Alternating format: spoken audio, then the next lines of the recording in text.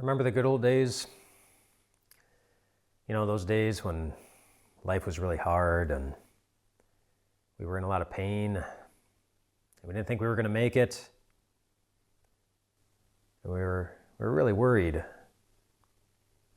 about how things were going to end up going. Ugh, man. Those were the good old days. You ever hear anybody say anything like that? I don't think so. But it's almost what God is saying in Deuteronomy chapter 7 when he's preparing the Israelites to enter into the promised land. And he says, I know you're afraid. I know you're afraid of what's coming. I know you're afraid of what you're going to have to face in the future. And so I want you to think about something. I want you to think about those trials that you suffered when you were in Egypt. Why was that a good thought? It was a good thought maybe in the same way that it was good that Jesus didn't come right away when Mary and Martha sent word to him that their brother Lazarus was dying. That was hard for them.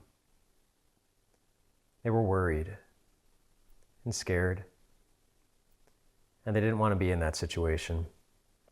So they cried out to Jesus, and they said, Jesus, he's really sick, but we trust you. We know that you can help him. And Jesus got the news, and he didn't come. Not for a couple of days. And by the time he did come, according to Mary and Martha, it was too late because Lazarus had died. The one thing they didn't want to see, the one trial they didn't want to suffer, they wanted to avoid at all costs. It seems that Jesus let them go through it, knowing it was going to happen. And he did. And why did he? Because as hard as that trial was, he wanted to show them that he was more powerful than it. And he was. He brought Lazarus back from the dead. He did something powerful that Mary and Martha never could. And that's really what was behind God telling the Israelites to remember the trials in Egypt, because he goes on from that and he says, don't just remember the trials, remember how I saved you from them. Remember, it was with an outstretched arm, it was with a mighty arm, it was tremendous power in the plagues, and you saw those things with your own eyes. You felt the impact of those trials. But you saw God deliver you from them.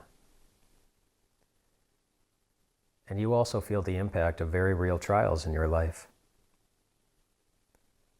I don't know what they all are.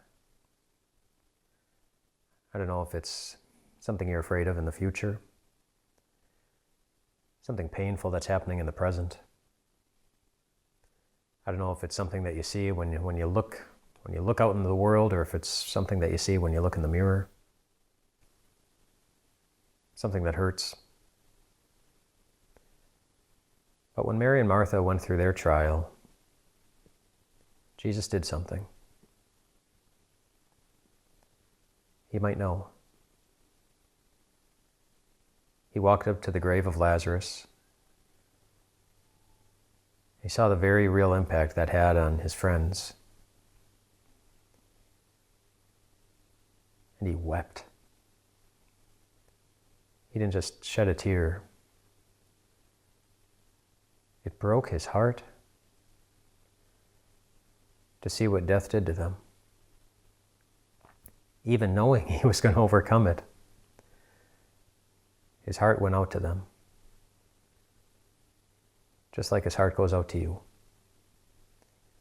Whatever your trial is, whatever you're suffering, whatever's causing you to be afraid, or at least not all that confident,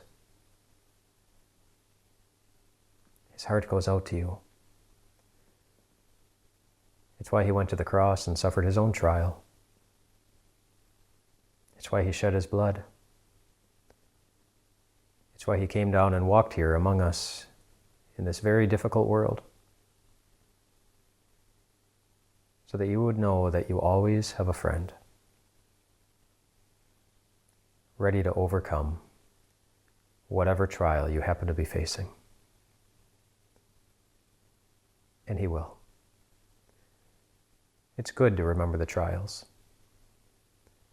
because it helps us remember that we have a God who will overcome every one of them. Rest well tonight, my friends. That's who your God will always be, a God who overcomes.